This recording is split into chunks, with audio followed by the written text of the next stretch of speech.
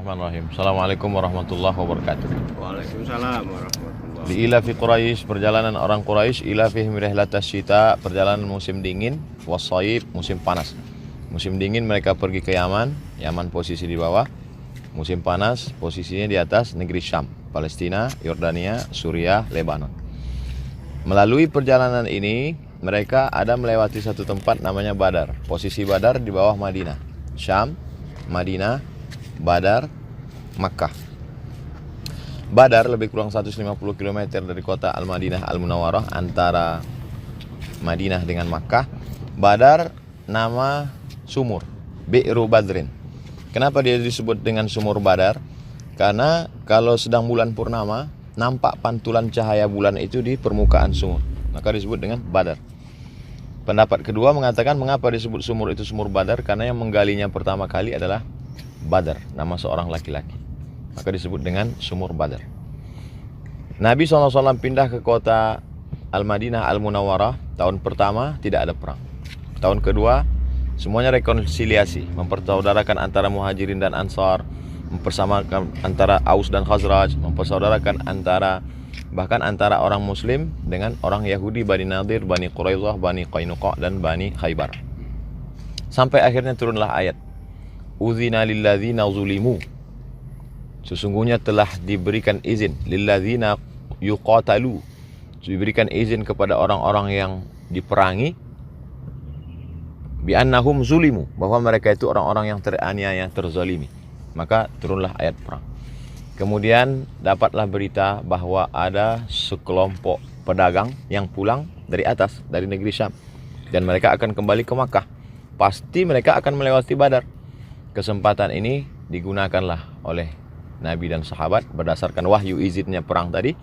Mereka pun menuju Badar. Tepat pada bulan suci Ramadan, tahun kedua Hijrah. Ternyata berita bahwa pasukan kaum muslimin sudah menuju Badar sampai kepada pimpinan kafilah yang turun dari Syam, yaitu pimpinannya waktu itu Abu Sufyan. Maka Abu Sufyan pun mengirim pasukan. Abu Sufyan mengirim untuk meminta bantuan ke kota Makkah Al-Mukarramah. Maka datanglah pasukan, datang dari Makkah, lebih 1000 orang. Datang untuk membela yang akan dicegat oleh Nabi SAW. Tapi kemudian Nabi dengan kecerdasannya, siddiq, amanah, tabligh, fatanah. Di antara sifat Nabi adalah fatanah, cerdas. Maka Nabi SAW dengan para sahabat diutus dulu beberapa orang sahabat untuk menginspeksi, untuk memperhatikan lokasi. Lalu kemudian setelah itu barulah Nabi datang. Kemudian sahabat bertanya kepada Nabi untuk menetapkan mau berkemah di mana. Wahai Rasulullah, apakah ada turun wahyu menetapkan kita kemah di mana? Kata Nabi, tak ada turun wahyu. Maka sahabat mengajak membuat kemah di tempat dekat persediaan air. Dengan membuat kemah di tempat persediaan air, maka kita sudah menang 1 poin, yaitu bahwa musuh-musuh akan kehausan karena persediaan habis, air habis. Lalu kemudian Nabi lebih dulu menguasai tempat perang. Tempat lokasi perang itu dikuasai oleh Nabi. Dengan demikian lokasi pertama dimiliki oleh pasukan Nabi. Maka Nabi menyusun pasukannya itu tempat posisi terbitnya matahari. Jadi pasukan Nabi di terbitnya matahari. Supaya apa? Ketika matahari terbit, pasukan Nabi dari arah terbit matahari, maka pasukan musuh akan silau karena melihat. 2. Lalu kemudian pasukan Nabi mengintai. Ada orang musuh-musuh itu, mereka pasti akan kehausan minum. Maka mereka mengendap-endap untuk mencari air minum. Yang sedang mencari air minum itu ditangkap. Ketika ditangkap, ditanya, berapa jumlah pasukan kalian? Untuk mengetahui, jangan berhadapan dengan musuh dengan mata yang rabun. Berapa pasukan kalian? Ternyata tukang masak yang mengambil air itu pun tak tahu berapa jumlah dia. Kemudian Nabi bertanya, berapa kambing yang dipotong, berapa onta yang dipotong. Dengan berapa jumlah kambing yang dipotong, Nabi dengan kecerdasannya tahu bahwa pasukan musuh sekian dari makanannya. Begitulah cerdasnya Nabi. Sehingga siap. Baru setelah menunjukkan sesuai antara usaha dengan tawakal dan doa. Ada usahanya dengan berkemah di dekat tempat air minum, dengan menguasai tempat lokasi perang, barulah turun mukjizat. Idh ghashyi 'alaikumun nu'asa. Ditutupi kalian dengan rasa kantuk. Wa yunazzilu 'alaikum minas sama'i ma'a. Diturunkan air hujan liyutahhirakum. Turunnya air hujan itu dua manfaatnya. Yang pertama, pasukan kaum muslimin ada di antara mereka yang merasa ragu bahwa diri mereka ini kotor. Maka dengan turunnya air hujan, suci, otomatis merasa suci karena sudah disirami air. Yang kedua, liyutsabbita bihil aqdam. Kaki merasa kokoh. Karena ini pasukannya bukan di atas batu, tapi di atas pasir. Pasir kalau sudah disiram air hujan, maka kaki akan kuat untuk berdiri.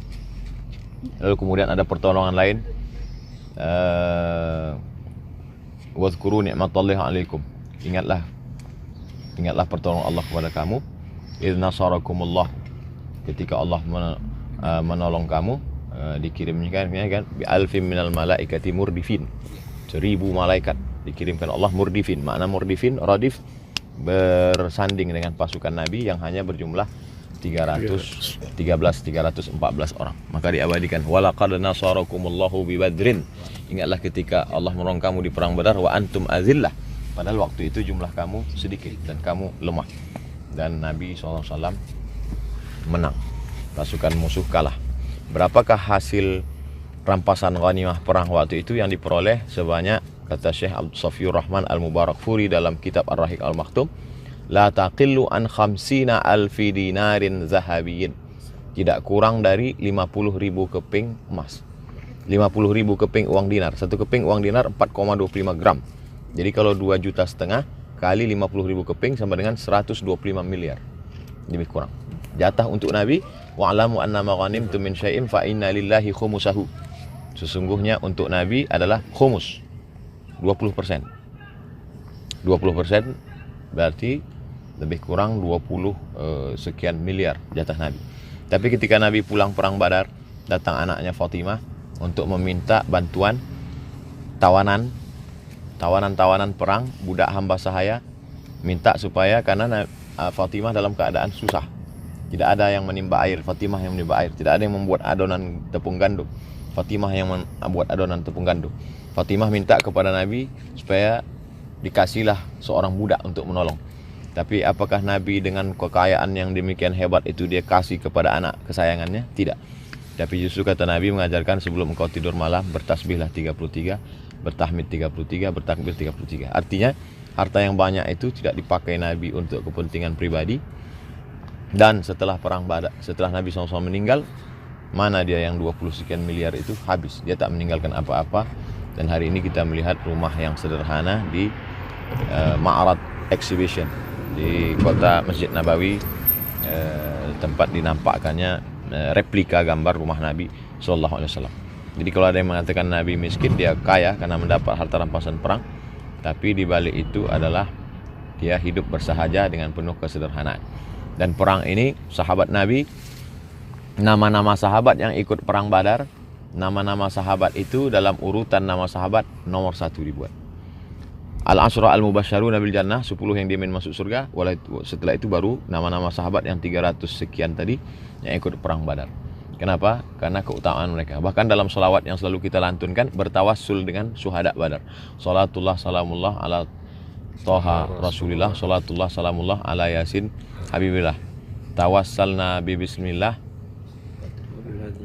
bi ahlil badri. Kami bertawassul kepadamu ya Allah dengan nama Allah, bi ahlil badri ya Allah. Dan kami bertawassul kepada engkau dengan menyebut nama ahli Badar, supaya dikabulkan Allah Subhanahu wa ta'ala doa.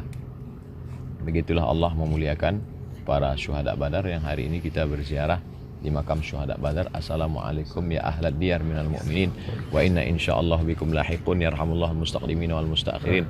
Nas'alullah lana wa lakumul afiyah. Assalamualaikum warahmatullahi wabarakatuh. Waalaikumsalam warahmatullahi wabarakatuh.